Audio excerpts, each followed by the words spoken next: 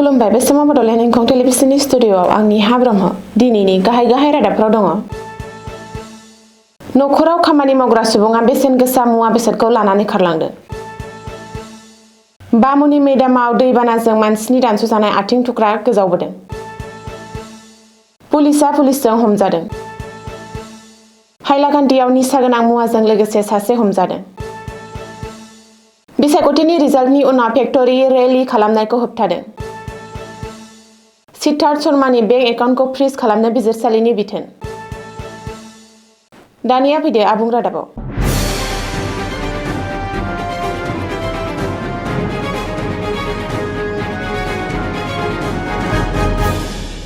गुवाहाटीनि श्रीनगर ओनसोलाव थानाय गंसे नखराव खामानि मावग्रा सुबुङा साननैल' खामानि मावनायनि उनाव बेसेन गोसा मुवा बेसादफोरखौ लानानै खारखोमा लांनाय जाथाया सोराङाव फैदों। बे जाथाया नलिनी बाला देवी पटआव थानाय 15 नं न'आव गुबैयै बिल्डिंनि 4थि थालायाव जादोंमोन। खामानि मावग्रा सुबुंखौ बिहारनि थागिरि बाबलु राय होननानै सिनायथिदों। खौरां मोननाय बायदिब्ला खारखोमा लांनायनि सिगां दायनिगिरिया गावनि फोरमानखौ खोमोरना सिनायथिनायनिफ्राय बारग'नो थाखाय न'नि सिङाव फज'ना दोननाय CCTV केमेराफोरखौ खहा खालामदोंमोन। खावनाय मुवाफोरनि थार बेसेनखौ दासिमबो रोखा खालामनो हायाखै। बे जाथाया फिन खेबसेबाव नखरारि खामानि मावग्रा थिसननायाव थि बेकग्राउन्ड फोरमानलाइ आरो सांग्रांथिनि गोनांथि फोरमायनायखौ नुनो मोन्दों। गुवाहाटीनि बामुनि मैदाम ओनसोलाव लोमसावनाय दैबानानि दैजों सोमोनांथावै सासे सुबुंनि दानस'जानाय आथिंनि थुख्रा गोजावबोनायखौ नुनो मोन्दों। गोबां रोजा अखा हानायनि उनाव नोगोरमानि जेरावबो दै लोमसावनायनि गेजेरावनो बे सोमोनांथाव जाथाया जायो।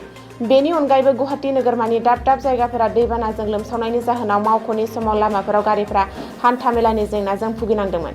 बबेखानि दानस'जानाय आथिंनि थुख्राया दैबानाजों ओनसोलाव माबोरै बोहैलांदों दासिम बे बाथ्राया रोखा जायाखै। गुबुन फारसेथिं बे समाव गुवाहाटी पुलिसनो जाथायनि बागै खौरां हरनाय जायो। गुवाहाटीआव सोमोनांथाव जाथाय पुलिसजों हमजादों। गुवाहाटी पुलिसा हमदों छत्तीसगढ़नि रायपुर पुलिसनि 4 जवानखौ।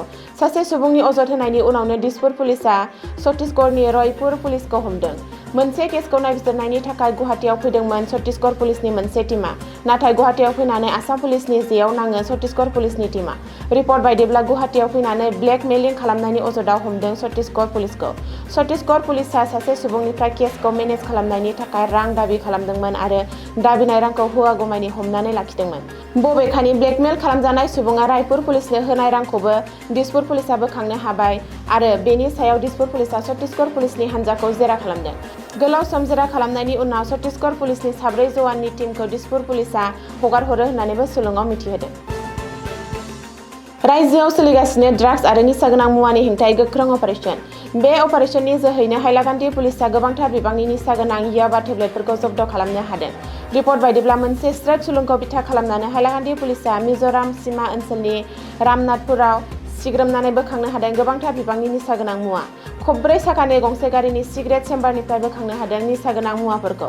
मिथिहोनाय बायदिब्ला पुलिसा 45,000 याबा टेब्लेटफोरखौ बोखांदों, जायनि बेसेना 1,80,00,000 रांनिबो बांसिन जागोन। बबेखानि निसा गोनां याबा टेब्लेटफोरखौ नसुं रायजो मिज'रामनिफ्राय हाइलाकान्दी जिल्लानि गेजेरजों लाबोनानै गुबुन रायजोआव स्मागलिं खालामनो नाजादोंमोन सुरां फालांगिरिफोरा।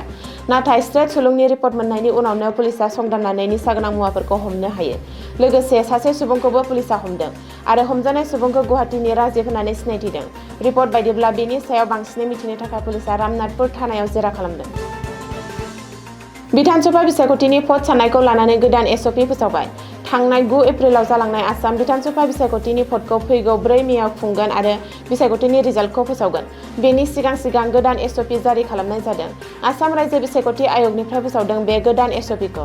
बे गोदान SOP बायदियै फैगौ 4 मेआव बिसायख'थियाव देरहानाय बिजाथिया आरो राजखान्थि हान्जाया जेबो रोखोमनि फेक्टरि रेलि एबा सुबुं हान्जा सुरनाय खुंनो मोननाय नङा। फेक्टरि रेलि खालामनायनि थाखाय नेमखान्थि खानानै होदों बिसायख'थि आय'गआ।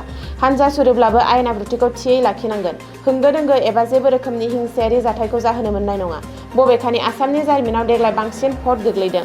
4 मेआव फुंनि 8 रिंगानिफ्राय भट साननायखौ जागायगोन आरो मोनाबिलि 5 रिंगानिफ्राय 7 रिंगानि गेजेराव बिसायख'थिनि रिजाल्टखौ फोसावगोन होननानैबो खौरांगिरि मेलाव बुंदों आसाम रायजो बिसायख'थि मावख'गिरिया। जुबिन गार्गनि मेनेजार आरो जुबिन बुथारनाय केसनि गुबुन मोनसे गाहाय दायनिगिरि सिद्धार्थ शर्माया जामिननि थाखाय बिजिरसालियाव आर'जलाइ होदों। गुबुन फारसे सिद्धार्थ शर्मानि बेंक एकाउन्टखौ फ्रिज खालामनो बिथोन होदों बिजिरसालिया। सुलुङाव फोरमायथिनाय बायदिब्ला सिद्धार्थ शर्माजों लोगोसे लेन-देन खालामनाय बेंक एकाउन्टफोरखौ जब्द खालामनो बिथोन होदों गोदानै दाजानाय जर'खा फास्ट ट्रेक कर्टआ। बिजिरसालिया सिद्धार्थ शर्मानि महावीर एक्वा कम्पेनिखौ जब्द खालामनो बिथोन होदों। मख'नो गोनांदि रायजो नाङै सोमावग्लुंनाय जुबिन गार्ग बुथारनाय केसनि सायाव नायबिजिरनायनि थाखाय गोजौ बिजिरसालिया मोनसे जर'खा फास्ट ट्रेक कर्ट दादोंमोन। बै फास्ट ट्रेक कर्टआ बिबान मोननायनि उनाव माखासे सान नायबिजिरनानै सिद्धार्थ शर्मानि बेंक एकाउन्ट फ्रिज खालामनायजों लोगोसे बिजों लेन-देन खालामनाय गासैबो बेंक एकाउन्टफोरखौ जब्द खालामनो बिथोन होयो। दिनैनि रादाबा एसेनोसै, गोजोन्थों।